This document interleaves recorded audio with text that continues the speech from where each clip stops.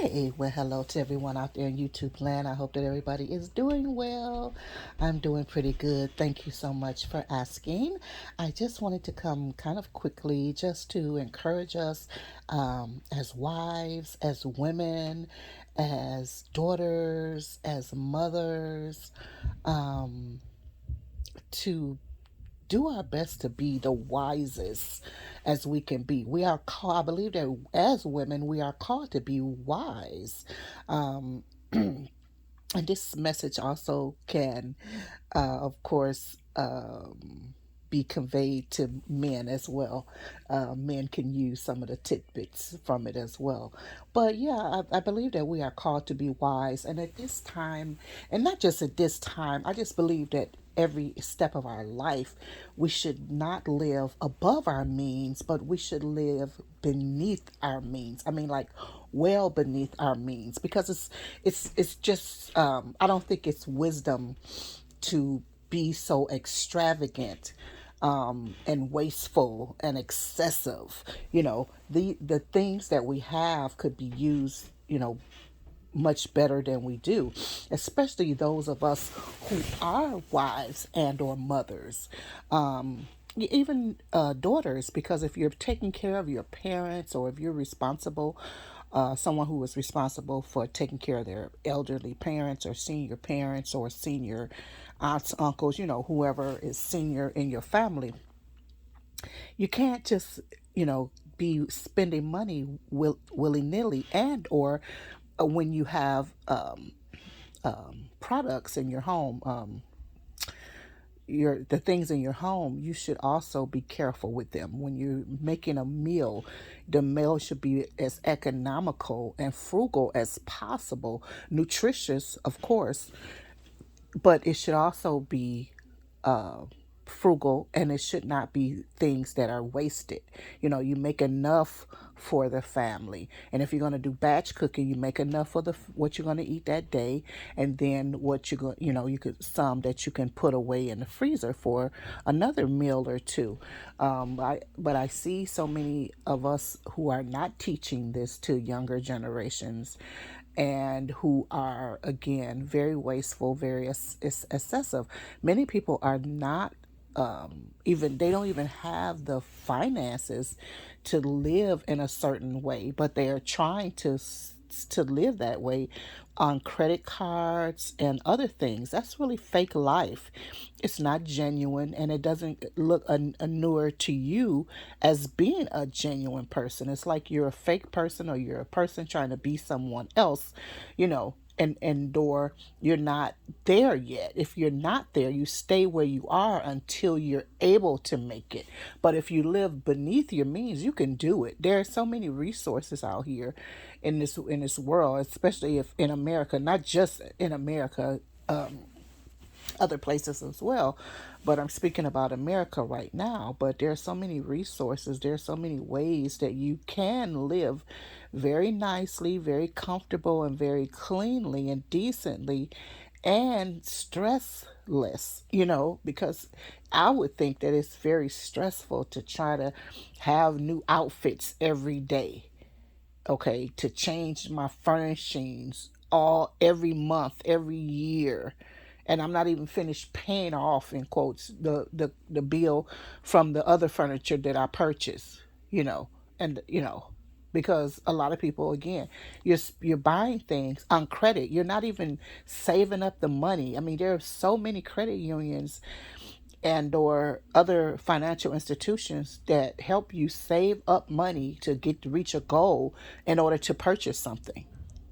But nobody does that. I see people all the time, they're putting everything, maxing out credit cards. Why? Why would that's not wise. It's not wisdom at all. Again, it causes so much headache and heartache. Why do you think the divorce rates are as they are? you know it's not really that people are unfaithful in their marriage, although it what financial issues do uh, result in sometimes unfaithfulness in marriages, unfortunately. But yeah, in marriages, We have to be wise, especially if you're the homemaker.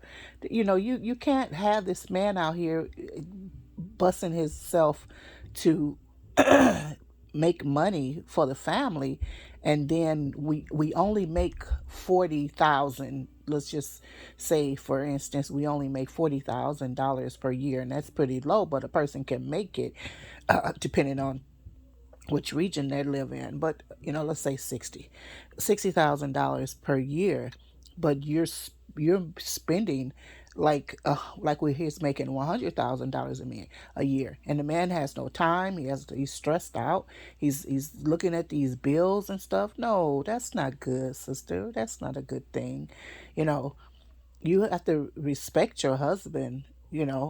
Excuse me, have to respect your husband and love him enough and your family enough not to go through that. You don't have to have everything. Don't look at what other people. The problem is our identity also is in question, or not in question, but we don't know our own identity. We have to try to be like everyone else because you see someone else with a new car, because you see someone else with new furnishings and new this and new that and new clothes and new shoes and bags and all of that kind of stuff. And nails and hair and makeup and all of that. You have to have it, but you don't have to have it. And some things you can do yourself. You can purchase them yourself and do them at home. We got to go back to the basics. We got to go back to the old ways, and and stop being so excessive and trying to be like the Joneses and whatnot, because it doesn't do well. And what are we teaching the next generation when we do this? What are we teaching the next generation? So I just want to encourage us, if you got credit card bills and things of that nature, try to pay those off and stop using them. I mean, using them as cash now. Or is it ash cash, or excuse me, I'm sorry. Because me, I will, like, every few months use my credit card, but that is for the purpose of my credit rating, and or excuse me, they've contacted me to tell me they're getting ready to cancel the card because you're not using it, which I don't. And if I'm going to use it, like just recently, excuse me, I did make a large household purchase, but I mean, I had the cash I could just have bought the thing, but because I had a credit card for the particular store, whatever, I went ahead and made the payments over, what, 2 or 3 months, just for the sake of, again, credit and whatever. But excuse me. So, I'm so sorry. Ooh, I must need some lemon water. But we have to be wise. But if you don't have the money to buy something, and if it's not an emergency, then you shouldn't spend it. You shouldn't do that. You shouldn't charge everything. That's not wisdom at all, because it causes so much stress. You got those. I hate bills. I hate bills. I hate anything coming across my doorway into my mailbox saying I owe anything. I hate it. Even when I did that made that purchase and paid it, I hated it, because even though I have the money, it's just like, I just don't like the badger it. I don't like the badgering. You sending me something telling me I owe you. Then I get a little anxiety, because I'm like, okay, did I pay that? And did I pay it on time? And all of that. I just don't have time for that kind of stuff anymore, though, certain things anymore. And I just don't, it's just like, even my phone bill is like, I'll be like, did I, just to make sure it's on time, and all of that. I hate bills. I hate bills, okay? Honestly, I don't like them at all. But yeah, so I just want to encourage you, to pay off whatever you owe, If you don't have the money for it, then you don't need it. And two and three, get a couple of accounts. Put money in for certain things. If you want to save up to buy a car, you want to save up to buy a washing machine, or you want to save up to buy, something that you guys could need for the family or something. Get an account at a credit union or somewhere where you can start saving the money. Or you know if you're not if you're not disciplined enough, because otherwise you could use some type of lockbox or some kind of bank in the home. But yeah, so yeah, just because it's stressful. I know you're under a lot of stress, and I know your spouse, if he's the one that's working, the only one that is working, he's under a lot of pressure, especially when you are steadily spending the money. I mean, money was meant to be spent, yes, but you have to be disciplined and use wisdom on what it's spent for and how often it's spent for it. You know, Even in our groceries, I see so much wastefulness in grocery shopping. People don't they buy they don't even find out what it is that they have already in the home in order to meet up with the groceries that they could purchase outside. They just buy stuff over and over and over again. Things are expiring, or things have been opened and not used, and just food in the house for nothing. And I'm just out of respect calling it food, because all of those boxes that are not ingredients all those in packages are really almost not food. But no disrespect, because we all been there. But yeah, so just use wisdom,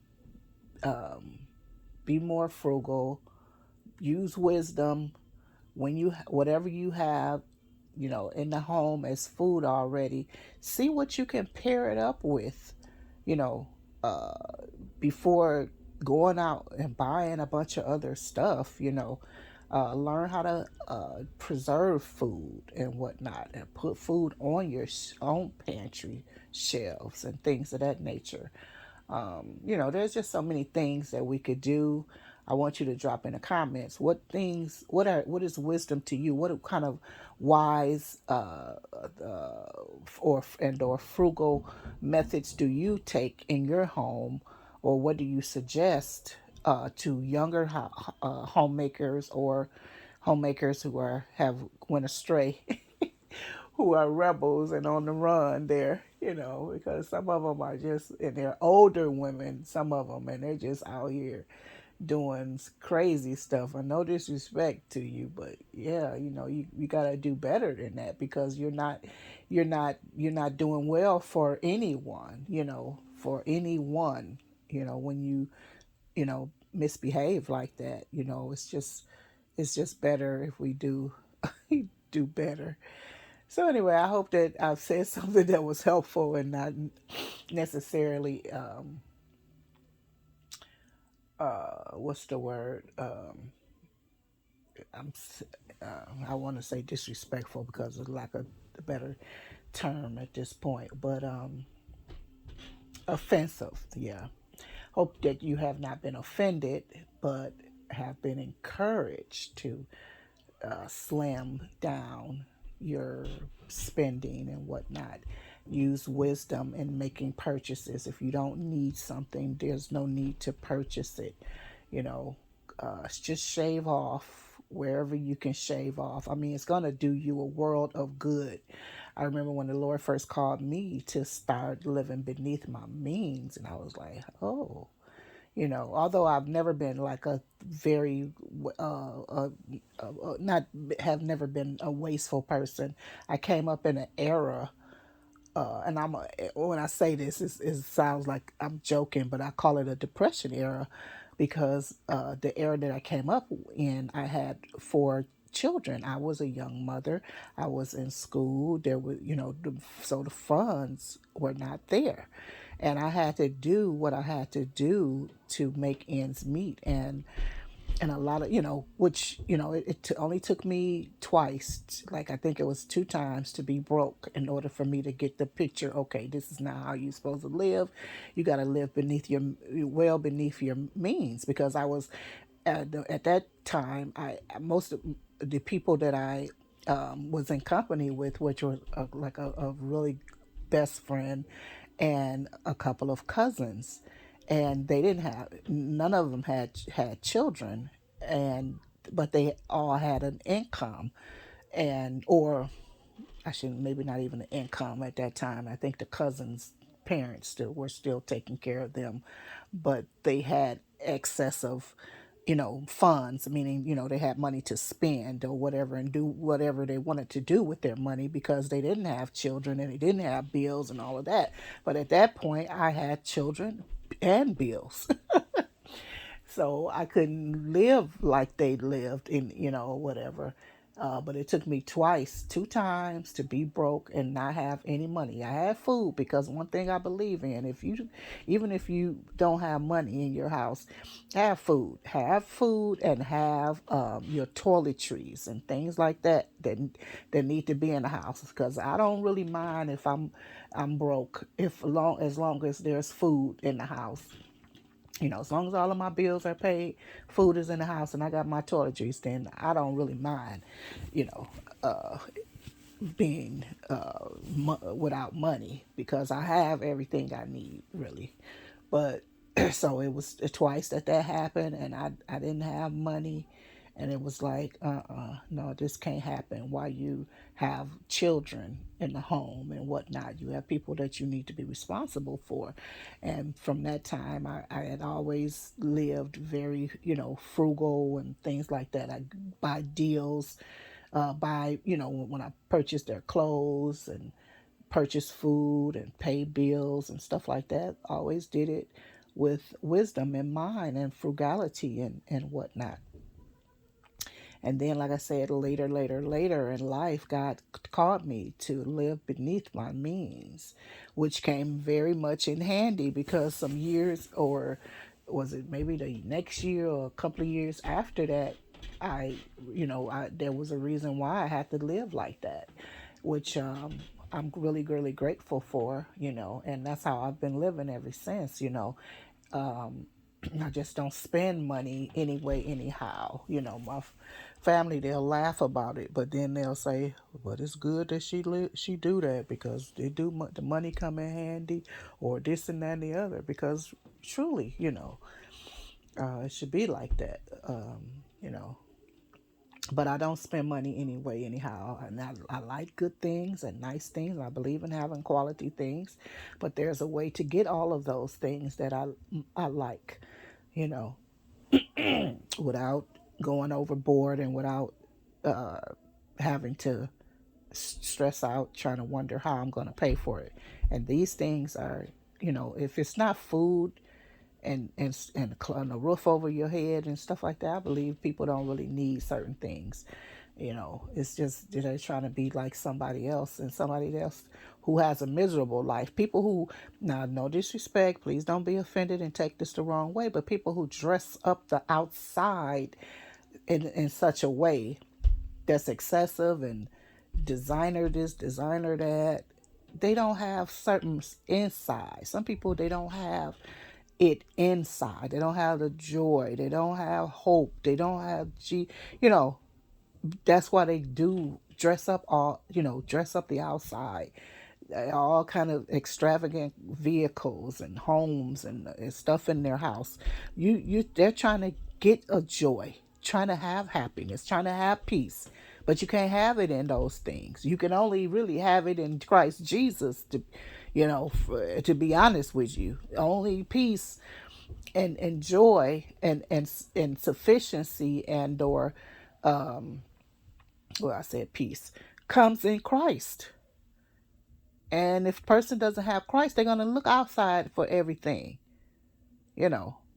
So anyway, let me get off of here, because I said very quickly, and as soon as I said that, I should have recanted it. But anyway, I just hope that we will heed the message that I'm trying to convey.